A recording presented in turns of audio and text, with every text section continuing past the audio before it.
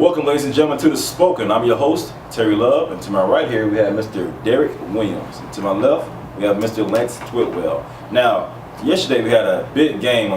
Yesterday on ABC, we had the Thunder versus the LA Lakers, and it got pretty intense, like a playoff game. So, everyone, I know you guys already see it on Sports and ESPN, so here's a fan's take right here. Now, was the Artest move accidental or intentional?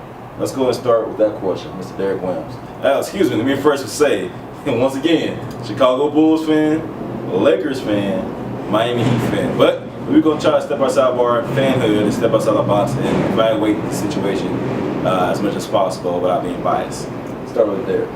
I'm just going to tell you like it really is. I'm not going to beat around the bush. Did he meant to throw the elbow? He meant to throw the elbow. Did he intentionally go after Harden's head? No.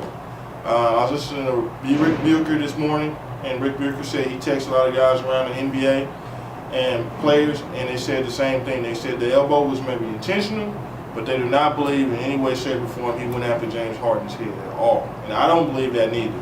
I know people are going to pull up, oh, he's a repeat offender, and you know, I mean, once you could tell SportsCenter last night was just showing all the highlights of him going in the stands and him getting kicked out of games. It had nothing to do with yesterday. So I think David Stern's going to react off of that and you know, try to hammer down on some big suspension. I think right now, from what I looked at it, he does deserve to be suspended. You know, I mean, because he did hit him. What kind of consequence you talking about suspending? Like how long were you talking about? With me, I'm saying no less than 3 games.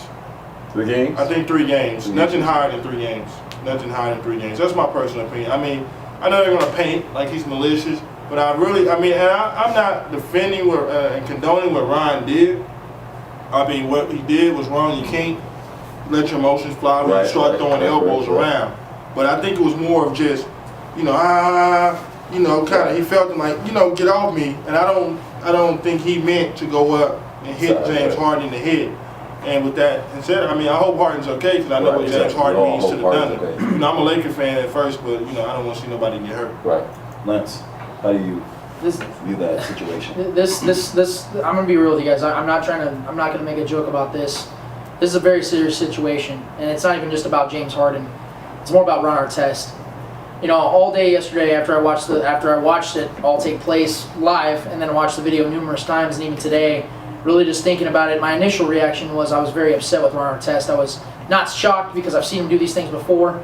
But as I've really thought about it today, as I've really just tried to understand the situation, what took place, I got a little worried for Ron. Because I've told you guys... As in what? Worried like how? I'm worried for him and his own self. Because I think that this guy is a good person. I think that Ron Artest is a good guy. I think deep down inside he has a good heart, and I think that he doesn't want to hurt anybody. But I think that the NBA, when he gets frustrated on the court, it not only gets the best of him, it gets all of him. And I think that it creates a monster inside Ron Artest that he doesn't even like himself, and I don't think it exists. Was that exactly frustration, or just in the moment of he just dunked on somebody? Well, most of his occurrences were frustration. I don't know exactly if yesterday was frustration. I don't know what went inside his head. Fact is, he swung his elbow. And I told Derek earlier, I don't care where he hit James Harden. Fact is, he swung and made contact with James Harden. He didn't. If you want to say he didn't do it intentionally, that's fine. Fact is, it did happen. And I think that, and I'm going to be very bold with you guys. I don't know if anybody's going to agree with me. Probably not. But I think that Ron Artest should retire from the NBA. And the reason why is because I don't think that basketball. Just hear me out on this. I don't think that the NBA is good for Ron Artest anymore because, like I just said, it continues to get the worst, best, and all of it out of him. And I don't think it's healthy for this man. I think he needs to go enjoy his life and go and do reality shows, whatever it is that he thinks would be better for his personality. But right now, I don't think that he is good for the NBA, and I don't think the NBA is good for him.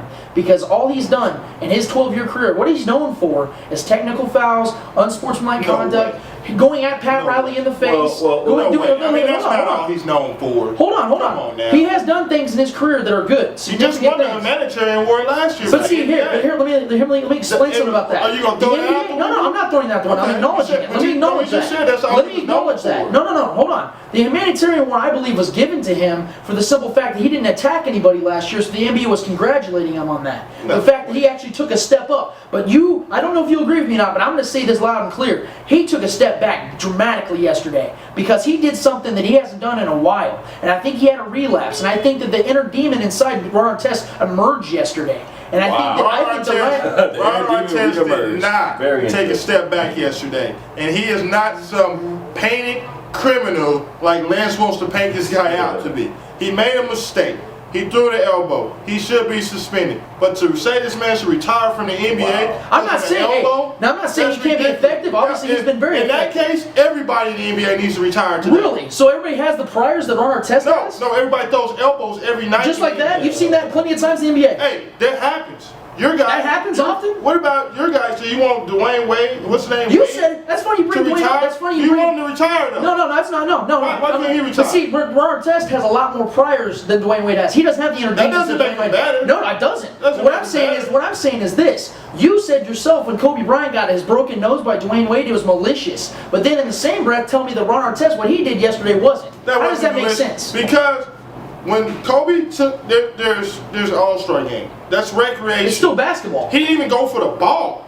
How? The ball was deflected. You want to talk about the ball? Ron Artest. The ball wasn't even near Ron Artest. Ron Artest got caught up in emotion. When you're playing sports, everything's moving. But that wasn't malicious? He came down, boom, boom, boom, and you know everybody knows. That wasn't malicious. You get That wasn't emotional. malicious. He twisted his entire I body don't and swung. believe for no. That wasn't malicious. There's nothing that makes me Okay, believe. but the question is too. You say you want him out the NBA. Now, if he's out the NBA, No, I didn't say I want him out of the NBA. I think he, for his own personal gain, needs to retire. Why? Because it's not healthy for him anymore. What good is it going to bring his life? Where's your facts in that?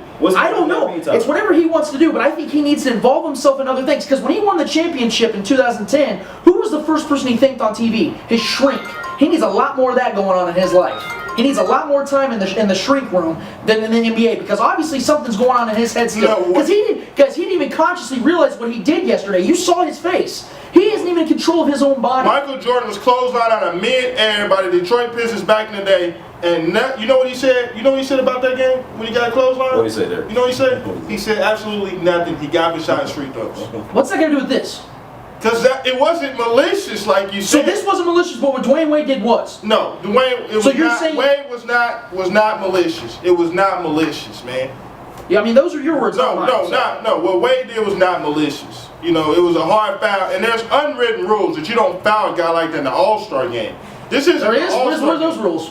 He said unwritten. So, They're unwritten rules. all I keep hearing fans talk about is how they don't play enough defense, but the moment somebody does, it's a problem. No, there's unwritten rules in sports. Oh. Things you do, things you don't do. So the consequences you saying are what exactly? I think he should be suspended for the rest of the postseason. For the rest of the postseason? This isn't the first time he's done this. No way. Of course you're a Laker fan. I know you don't want him to No way. I am a Laker fan. Right. And no way this guy should be suspended for the whole postseason. Okay. Ridiculous. Well, for example, now if that was LeBron James did the exact same thing as Artest did, would you be on his side saying LeBron James should be suspended for the whole postseason, or would you still say what you said, 2-3 games? I would say LeBron should be suspended 2 or 3 games. There's no way I'm going to come out and say somebody should be suspended for a whole postseason. So a guy that has no history of violence will get suspended 2 to 3 games, but Artest should get the same amount even though he has a history of violence? No, I think. I'm not talking about what the league's going to do. Okay. I'm talking about what I think. Right. I don't know what David Stern's going to do. David Stern's probably going to give him maybe 10 games. You ask me, my opinion says 3 games. Because Bynum got the 5 games to carry over to this season for the Berets. And maybe LeBron has never done anything like that before. I could see them giving LeBron 1 game. I would be cool with it. Yeah. I'd be cool with that. Wow. So the Thunder, they're number 2 seed right now in the West right now. So what's going to happen now? How will they play or adjust with Harden missing from the action? Let's start with you this time, Lance. It's going to be tough because, I mean, I've talked with a lot of guys, a lot of Thunder fans around me, and a lot of them think that Harden is the most valuable player to this team. He's stable, and the funny thing is he's the youngest of the 3, Westbrook and Durant.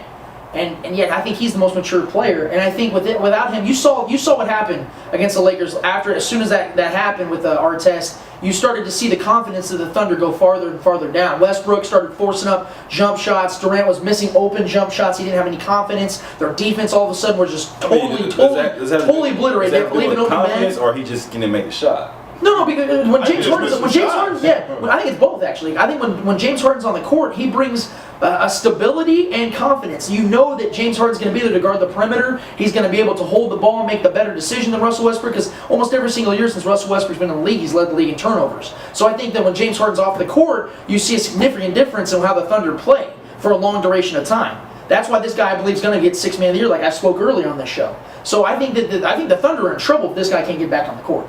Nah, he'll be back. He'll be back. I mean, he went and passed the concussion test yesterday when they. So we don't know how long that goes. I mean, he passed the test. I'm thinking maybe he'll probably not play no more this regular season. But I think he'll be back, and it will hurt the Thunder if he's not there, obviously, because he's one of their best players, and it definitely will hurt him. But I don't think he's going to miss any time for his playoffs. I mean, if I'm the Thunder, I don't think the Thunder really have anything to worry about. Every team goes through one of those games a year where you get up 18 or you lose a game. Right. And then, it's no big deal. It's what I'm going to look for is to see how they respond from that. Right. That's what I want to see. How do they respond? If championship teams, they respond from those kind of losses. Right. They bounce back. Defense, they have better offense. They'll make the adjustments. They'll make the adjustments, and we'll see if this team and what they're made of after that loss yesterday. Because man, they had that game wrapped up. They blew an 18-point lead, and I don't think they have nobody to blame but themselves. Mr. Kobe Plus. Kobe Plus. Did his thing. Well, you've seen it once, you've seen it a million times. Jelly Beans, boy, it's tough. All right, ladies and gentlemen, thank you for joining us on this episode of The Spoken. I'm your host, Terry Love. To my right here, Mr. Derek Williams, and to my left, Mr. Lance Twitwell. Please join us next time, and join us on Wednesday when we talk about the NFL Draft that starts on Thursday, 26, 7 p.m. on ESPN. Thank you for your time. Thank you.